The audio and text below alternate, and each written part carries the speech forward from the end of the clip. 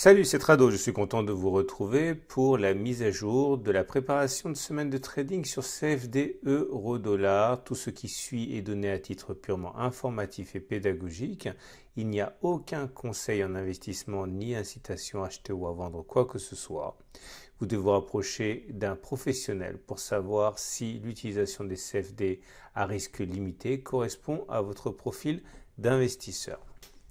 Alors, on va commencer par regarder le consensus client CMC Markets pour l'euro-dollar après une séance d'hier assez agitée. Le sentiment client est à la vente pour 61%.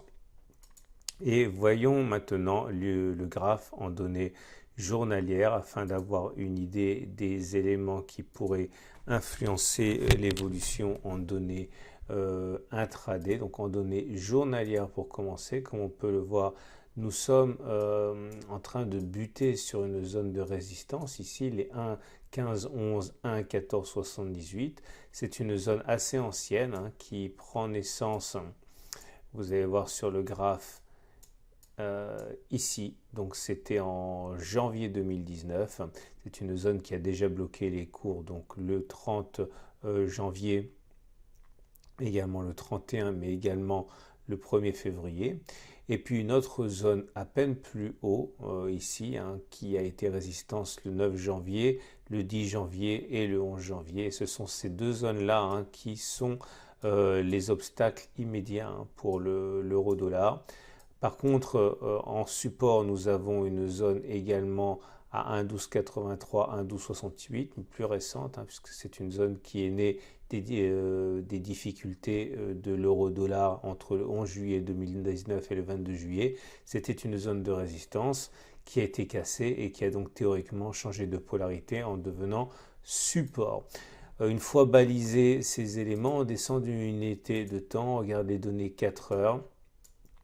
Comme vous pouvez le constater, la tendance est très haussière avec une moyenne mobile à 50 périodes qui monte, une moyenne mobile à 20 périodes qui monte. Et dans ces conditions, ceux qui envisagent de rentrer dans le sens de la tendance, c'est-à-dire de la tendance haussière, attendent sans doute un signal positif sur les 1,1283, 1,1268. Si un signal haussier devait se manifester ici, eh bien, il y aurait sans doute des traders intéressés par l'achat pour se mettre dans le sens de la tendance.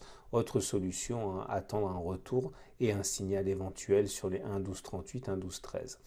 Par contre, ceux qui envisagent de se mettre dans le sens de la vente, et il y en aura, eh bien, doivent savoir que c'est les zones qu'on a vues précédemment, 1,1511, 1,1478 ou 1,1566, 1,1539, qui pourront faire l'objet éventuellement d'une entrée en position vendeuse, à condition bien sûr que l'on ait un signal de vente qui se dessine sur ces zones-là.